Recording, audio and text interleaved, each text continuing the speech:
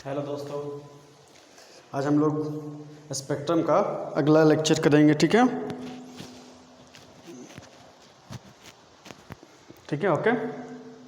आवाज़ क्लियर आ रहा होगा अभी। ठीक है, अब हम लोग क्या करेंगे, स्पेक्ट्रम का अगला लेक्चर कवर करेंगे। ठीक है, जैसे बंगाल विभाजन हुआ था, फिर उसके बाद स्वदेशी मूवमेंट हुआ, और उसके बाद आपका होम रूल मूवमेंट आया। ठीक है, उसके बाद फिर आपका जाकर के मॉर्ले मॉन्टे सुधार आया। ठीक है, मॉन्टे नियम आया, मार्ले मिंटो आया। उसके बाद जाकर के हम क्या कवर किए थे, उसके बाद जाकर के हम लोग जाकर के शायद गांधी एरा, अब जो है ना हम लोग गांधी एरा स्टार्ट करेंगे। ठीक है, कि गांधी जी का कैसे आपका एंट्री होता है। ठीक है, लेकिन गांधी की जी के एंट्री होने से पहले एक चीज़ और रह गया है, आज हम लोग उसको कवर करेंगे। उसके बाद फिर गांधी, उसके बाद भी नहीं, उसके बाद फिर हम रॉलेट एक्ट क्या हुआ था, जलियांवाला बाग हत्याकांड बताएंगे। ठीक है, उसके बाद गांधी एंड एरा का हम लोग वीडियो कवर करेंगे। ठीक है, जैसे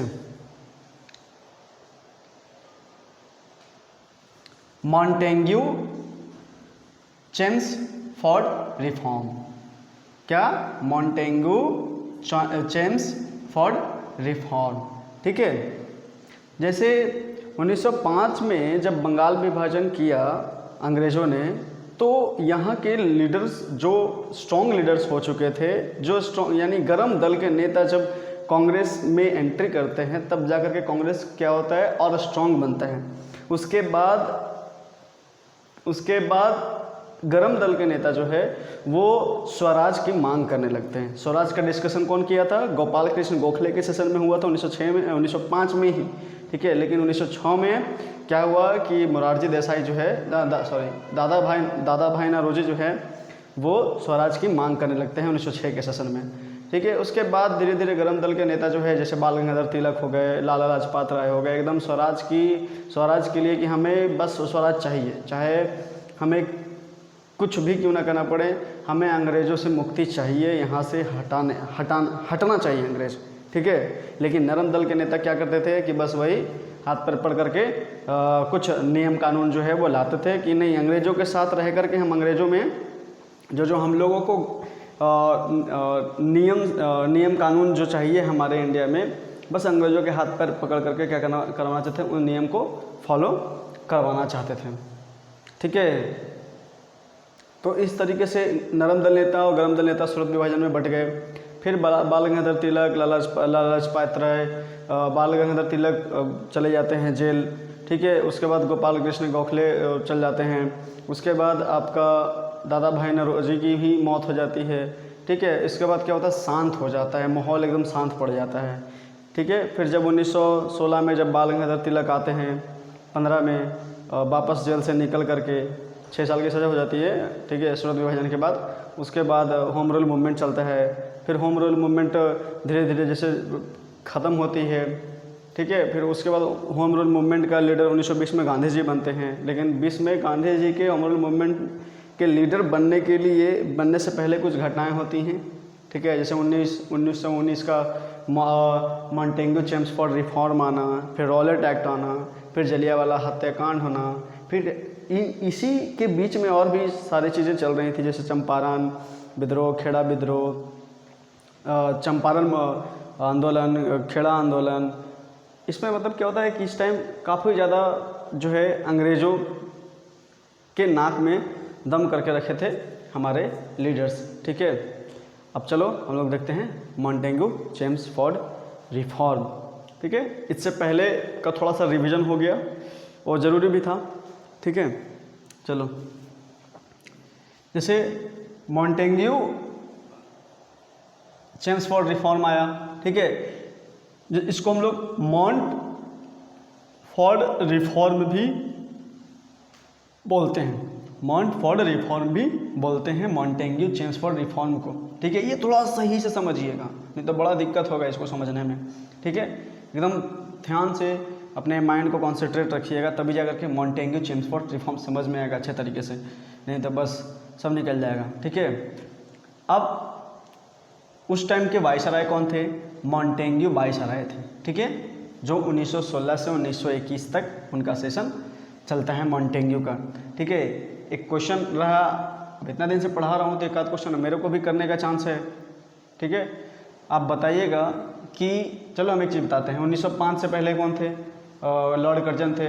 1906 से मॉन्टे थे, मॉर्ले मॉन्टो थे, मॉन्टे जो है वायसराय थे।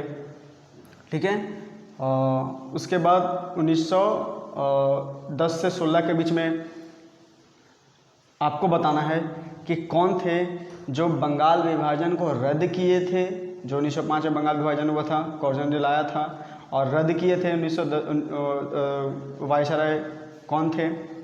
ठीक है, और फिर जाकर के दिल्ली को राजधानी, कलकत्ता से दिल्ली राजधानी बनाया गया। ठीक है, ये दो काम इम्पोर्टेंट हुआ था। ठीक है, ये दोनों जो काम हुआ था वो किन के वायसराय के अंडर में हुआ था?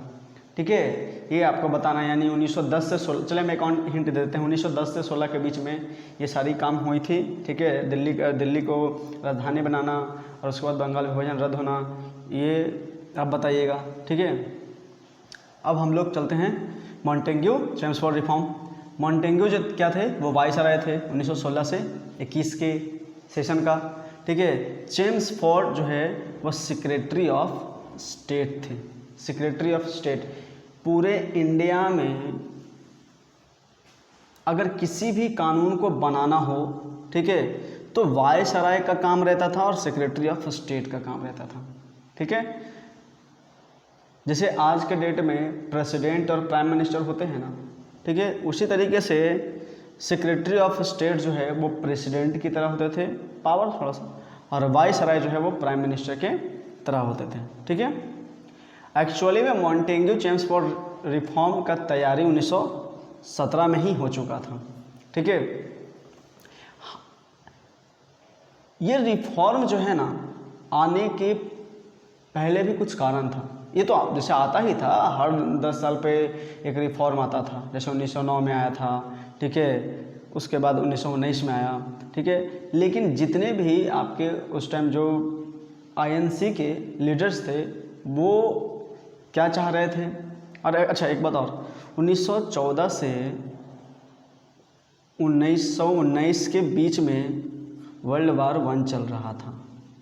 ठीक है, इसमें सॉरी एक मिनट,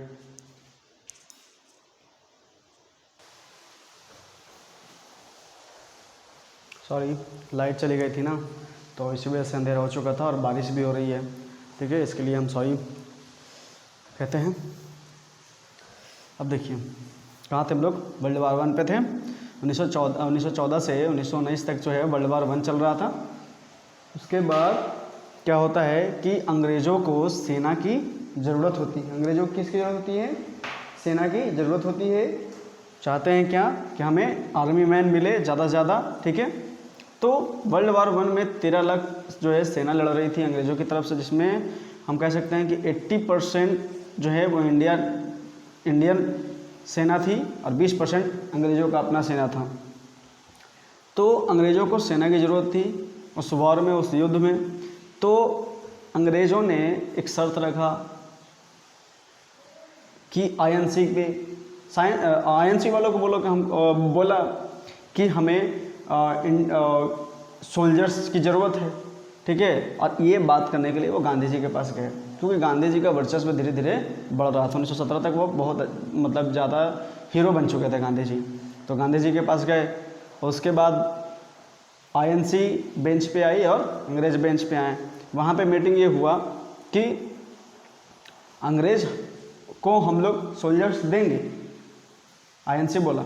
ठीक है, लेकिन बदले में हमें भी कुछ चाहिए। तो आईएनसी ने भी बोला कि अगर वर्ल्ड वार 1 आप जीत जाते हैं वर्ल्ड वार 1 अब जीते या हारे हमको उससे कोई मतलब नहीं है, लेकिन वर्ल्ड वार 1 के बाद हमारा देश को आप या तो आज़ाद कर दो या तो फिर हम ज़्यादा से ज़्यादा हमें गवर्नमेंट में ज़्यादा से ज़्यादा जगह दो। ठीक है, तो आईएनसी और ये समझौता होता है दोनों के बीच में, आईएनसी और अंग्रेज़ों के बीच में। ठीक है, रिस्पॉन्सिबल गवर्नमेंट की मांग करते हैं आईएनसी ब्रिटिश से। ठीक है, लेकिन 1919 जैसे ही आता है अंग्रेज़ लोग ने क्या करता है, धोखा दे देता है एकदम से, बोलता मतलब कुछ नहीं देता। ठीक है, और उसी के बाद क्या आता है, मॉन्टेग्यू चेम्सफोर्ड रिफॉर्म आता है। इस रिफॉर्म में था क्या, क्योंकि ये तो 10 साल पे आना ही था, हमेशा 10 साल पे आना था ये तो एक्चुअली 1919 में आया, फिर 1909 के बाद। ठीक है, तो उसमें क्या था कि द्वैध शासन, यानी जो प्रोविंशियल स्टेट होते, जैसे स्टेट है उसके बाद बहुत सारे स्टेट मिलकर के गवर्नमेंट सेंटर बना, सेंट्रल गवर्नमेंट। ठीक है, उस तरीके से स्टेट का स्टेट गवर्नमेंट, सेंटर का पूरे स्टेट का सेंट्रल गवर्नमेंट होता है। तो उसी तरीके से प्रोविंशियल स्टेट और सेंट्रल काउंसिल ऑफ स्टेट को हम लोग अपर हाउस बोलते थे, मतलब उस टाइम था। प्रोविंशियल स्टेट को मतलब स्टेट गवर्नमेंट और काउंसिल ऑफ स्टेट मतलब अपर हाउस, यानी प्रोविंशियल स्टेट को लोअर हाउस और काउंसिल ऑफ स्टेट को अपर हाउस बोला जाता था। तो प्रोविंशियल स्टेट में कुछ लॉ लाया अंग्रेज लोग ने। ठीक है, क्या था लॉ, एग्जीक्यूटिव, वो लॉ लाया एग्जीक्यूटिव, और एग्जीक्यूटिव में था एग्जीक्यूटिव काउंसलर और मिनिस्टर। ठीक है, एग्जीक्यूटिव काउंसलर और मिनिस्टर, ये द्वैध शासन एक तरीके से क्या द्वैध शासन लाया। प्रोविंशियल गवर्नमेंट में द्वैध शासन का एंट्री किया अंग्रेज़ों ने, और एग्जीक्यूटिव काउंसलर लाया और मिनिस्टर्स लाया। ठीक है, और इन सब का हेड होता था कौन, एग्जीक्यूटिव हेड यानी गवर्नर, यानी राज्य का जो हेड होता है। आज के डेट में स्टेट का हेड गवर्नर होता है, तो उसी तरीके से स्टेट का हेड होता था गवर्नर, और गवर्नर के अंदर ही ये दोनों काम करते थे, एग्जीक्यूटिव काउंसलर और मिनिस्टर। ठीक है, और ये गवर्नर जो है के अंडर रिजर्व होता था, कुछ चीज़ें रिजर्व होता था और ट्रांसफर्ड होता था। जैसे मतलब दूसरे वाले गवर्नर जनरल को अगर देना हो तो हम कोई भी चीज़, कोई भी कानून जो है हम मेरे अंडर में नहीं, हम ट्रांसफ़र कर सकते हैं। और ये गवर्नर के कुछ कानून जो है वो गवर्नर के अंडर में रहता था, रिजर्व रहता था। ठीक है, जैसे लॉ एंड ऑर्डर को फॉलो करवाना, इरिगेशन का काम, फाइनेंस और लैंड रेवेन्यू, ये गवर्नर के अंडर में आता था। और ट्रांसफ़र कौन सा कर सकता था, तो वो public works, religious education, local government, health, excise और इंडस्ट्री, याद रखिएगा। तो इस तरीके से इधर से भी गवर्नर भी शासन गवर्नर के ऊपर एक और शासन चल रहा है, और गवर्नर का अपना ये शासन चल रहा है। तो इस तरीके से दो शासन चल रहा था, तो ये द्वैध शासन हो गया। ठीक है, तो द्वैध शासन लाता है। और उसके बाद एग्जीक्यूटिव हेड जो है वो गवर्नर तो रहता ही है, तो पता ही है, बता ही दिए। और सेंटर में काउंसिल ऑफ स्टेट लाया, तीसरा स्टेट में प्रोविंशियल आया, प्रोविंशियल बता ही दिए। ठीक है, अब पहली बार जो है विधानसभा का एंट्री होता है हमारे इंडिया में। कौन से रिफॉर्म में, तो मॉन्टेग्यू चेम्सफोर्ड रिफॉर्म में पहली बार जो है वो विधानसभा का एंट्री होता है हमारे इंडिया में। ठीक है, प्रोविंशियल में भी लेजिस्लेटिव असेंबली आया। ठीक है, और काउंसिल ऑफ स्टेट में भी लेजिस्लेटिव आया। ऐसे पहले क्या होता था कि सिर्फ प्रोविंशियल में ही होता था असेंबली लेजिस्लेटिव, लेकिन फर्स्ट टाइम सेंटर के अंदर लेजिस्लेटिव जो है वो एंट्री करता है। अब प्रोविंशियल में जो लेजिस्लेटिव असेंबली आया, ठीक है, उसमें कितना इंडियन लीडर्स पार्टिसिपेट कर सकते थे, ये अब हम देखेंगे। ठीक है, और हाँ, इनका लेजिस्लेटिव असेंबली का 3 ईयर्स होता है टेन्योर। ठीक है, और 70% जो है इसमें इंडियन लीडर्स को सेलेक्ट किया जाता है। ठीक है, 70% इंडियन लीडर्स को सेलेक्ट किया जाता है, मतलब सॉरी इलेक्ट करने का, सेलेक्ट नहीं, इलेक्शन करने का 70% को इलेक्शन होने का चांस आपका इसमें बनता है प्रोविंशियल असेंबली में। ठीक है, इनके मेंबर कितने होते हैं? 145। तब ध्यान से एक एक चीज़ सुनिएगा तभी समझ में आएगा मोंटेग्यू चेम्सफोर्ड, और बहुत इंपॉर्टेंट चीज़ है ये।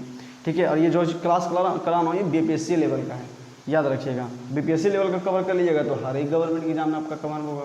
ठीक है, बीपीएससी बोलो क्योंकि भाई स्पेक्ट्रम करा रहे हैं तो समझ लो कि यूपीएससी का भी है, समझ लो कि है ही। ठीक है, तो 145 में से 41 को नॉमिनेट किया जाता है, यानी अंग्रेज अपने अकॉर्डिंग चुना करेंगे, और 104 लोगों का इलेक्शन होगा। फर्स्ट टाइम हमारे इंडिया में इलेक्शन का भी एंट्री होता है 1919 के मोंटेग्यू चेम्सफोर्ड रिफॉर्म में। ठीक है, जिसमें से 52 जनरल कैंडिडेचर होते थे, 52 जनरल कैंडिडेचर। ठीक है, मतलब 9 इस 52 जनरल कैंडिडेचर में 9 यूरोपियन, 7 लैंडलॉर्ड, 2 सेपरेट होता था। ठीक है, और 4 अदर्स। ठीक है, और 30 जो है मुस्लिमों के लिए सीट जो है वो रख दिया गया था। ये हो गया प्रोविंशियल के लेजिस्लेटिव असेंबली में, याद रखिएगा। ठीक है, काउंसिल ऑफ स्टेट 5 साल का होता था। ऐसा कानून बना मोंटेग्यू चेम्सफोर्ड रिफॉर्म में, ये हर 10 साल पे आते थे रिफॉर्म। ठीक है, ऐसा नहीं है कि मतलब समझ रहे हैं ना। ठीक है, ये काउंसिल ऑफ स्टेट जो है अपर हाउस और provincial lower house. Council of state में कितने मेंबर होते थे? 60 मेंबर, 27 नॉमिनेटेड, 27 को अंग्रेज अपने तरफ से सेलेक्ट करते थे, और 33 का इलेक्शन होता था, 33 का इलेक्शन। इस 33 में से 16 जनरल होते थे। ठीक है, 11 इस 16 में से 11 मुस्लिम, 3 यूरोपियन और 1 सिख, याद रखिएगा। 16 जनरल में से 11 मुस्लिम, 3 यूरोपियन और 1 सिख। एग्जीक्यूटिव सेंट्रल पे अलग, प्रोविंशियल काउंसिल पे अलग। ठीक है, और इसी मोंटेग्यू चेम्सफोर्ड रिफॉर्म में पहली बार पब्लिक सर्विस कमीशन आई थी, जो भारत के लिए अच्छी बात थी। ठीक है, और फर्स्ट टाइम भारत की तरफ से हाई कमीशन जो है वो बनता है लंदन में। पहली बार मोंटेग्यू, देख रहे हैं कितना सारा चीज़ पहली बार हुआ कि लेजिस्लेटिव आया, पहली बार इलेक्शन हुआ, पहली बार जाकर के भारत की तरफ से हाई कमीशन बना लंदन में, और पहली बार पब्लिक सर्विस कमीशन जो है आपका बनता है। तो ये सारी चीज़ें जो हो रही थी वो आईएनसी के, हम कह सकते हैं गर्म दल के नेताओं की वजह से ही हो रही थी। नरम दल के नेता की वजह से हम कह सकते हैं कि इसमें बस 10% 15% काम हो रहा था, बाकी 80% जो है वो आपका गर्म दल के नेता की वजह से हो रही थी। चलो आगे देखते हैं। अब इस मोंटेग्यू चेम्सफोर्ड रिफॉर्म का मेरिट क्या था? तो मेरिट ये था कि इसमें इंडियन का पार्टिसिपेशन हो रहा था धीरे धीरे। फिर डायरकी आई, और डायरकी एक रिस्पॉन्सिबल गवर्नमेंट थी। मानता हूँ कि अंग्रेज़ों की थोड़ी बहुत तो चाल होगी ही यहीं पर, लेकिन रिस्पॉन्सिबली जो है गवर्नमेंट थी। थोड़ा सा मिला इसमें, इंडियन लीडर्स को भी मौका मिला, क्योंकि आईएनसी चाह ही रहे थे कि थोड़ा मौका हमें भी मिले। ठीक है, और उसके बाद फेडरल सिस्टम भी आया। क्यों? क्योंकि स्टेट का गवर्नमेंट और सेंटर का गवर्नमेंट तो एक तरीके से यूनिट की तरह काम करे, जो आज भी है सेंट्रल गवर्नमेंट और स्टेट गवर्नमेंट, तो एक फेडरल की तरह भी काम हो रही थी। ये थी मेरिट्स, और इसमें मेरिट्स ये भी थी कि इंडियन वुमेन भी इनमें पार्टिसिपेट हो रहे थे। इंडियन वुमेन का भी पार्टिसिपेशन हो रहा था इलेक्शन में। ठीक है, डिमेरिट्स क्या थी? तो डिमेरिट्स क्या थी कि अंग्रेज तो चाहते ही थे फूट डालो और राज करो, ठीक है, यहाँ भी फूट डाला उन्होंने, ठीक है। क्या किया? यूरोपियन के लिए अलग कर दिया, लैंडलॉर्ड के लिए, ज़मींदारों के लिए अलग, 2 सेपरेट अलग, 4 अदर, यहाँ भी मुस्लिम को भी, सेंट्रल गवर्नमेंट में 16 को मुस्लिम को दे दिया, सिख को दे दिया, 3 को यूरोपियन को दे दिया। तो मतलब कम्युनिटीज़ वाइज वो क्या कर रहा है कि सीट का बंटवारा कर रहा है, ठीक है। तो इसका मतलब यहाँ भी फुट डालो और राज करो वाला सिस्टम चल रहा था, तो ये डिमेरिट्स हो गया, ठीक है। ये हो गया बाबू बीपीएससी का मेंस लेवल क्वेश्चन। इसलिए अगर यहाँ से आता है कुछ तो आप ध्यान से पढ़िएगा, ध्यान से सुनिएगा, ठीक है। ये मेंस लेवल का है, ठीक है। दूसरी बात ये थी कि इसमें इलेक्शन कौन कर रहा था, जैसे लीडर को चुनने वाला कौन था? तो जिसके पास कोई ऑफिस चलाता हो, जमींदार हो, जिसके पास 3,000 रुपया से ज़्यादा का प्रॉपर्टी हो, तो वो ही यहाँ पे इलेक्शन कर रहा था, ना कि हर एक तबके के लोग यहाँ पर इलेक्शन में पार्टिसिपेट कर रहे थे। तो ये हो गई डिमेरिट्स। और डिमेरिट्स क्या था कि मानता हूँ कि इंडियन लीडर को ज़्यादा प्रेफरेंस मिला, अंग्रेज़ों से कम, लेकिन कुछ ज़्यादा मिला, पहले से ज़्यादा मिला, ठीक है, प्रेफरेंस मिला। लेकिन इन सब पे राज कौन करता था? तो गवर्नर, और गवर्नर अंग्रेज ही हुआ करते थे। जैसे मान लिया कि कोई भी कानून आपको ये करना हो और पास करवाना हो, तो लेजिस्लेटिव असेंबली में बनती थी, फिर आपका काउंसिल ऑफ स्टेट में जाती थी, और जब तक गवर्नर का साइन ना हो तब तक वो नियम कानून जो है वो नहीं बनता था। तो ये अंग्रेजी थे ही गवर्नर, ठीक है। ये हो गया। तो इस तरीके से आप मॉन्टेग्यू चेम्सफोर्ड रिफॉर्म जो है समझ गए होंगे। और उसके बाद इसी रिफॉर्म के जस्ट बाद रॉलेट एक्ट आता है। मतलब यहाँ तो ताकत देते हैं अंग्रेज, लेकिन अगले कुछ दिनों बाद अंग्रेज जो है वो रॉलेट एक्ट लाते हैं, और ये सारा का सारा जो नियम कानून लाते हैं वो समझ लो कि सब बर्बाद हो जाता है, ठीक है। ऐसा एक्ट लाते हैं, रॉलेट एक्ट, ठीक है। फिर मार्शल एक्ट, उसके बाद आपका जलियांवाला हत्याकांड होता है, तब जाकर के फिर गांधी जो है हीरो बनते हैं, हर जगह एकदम इंडिया में अपना पार्ट जो है वो घुमा करते हैं। फिर उसके बाद बहुत सारी घटनाएं गांधी जी करते हैं, ठीक है। अब उन सब का जो है हम लोग अगले लेक्चर में देखेंगे। यहाँ तक आप लोगों को क्लियर होगा? अगर क्लियर हो गया होगा तो प्लीज़ कमेंट करके हमें बताइएगा, ठीक है। और लाइक कीजिए, शेयर कीजिए और कमेंट कीजिए, और सब्सक्राइब ज़रूर से ज़रूर कीजिए प्लीज़, ठीक। Thank you.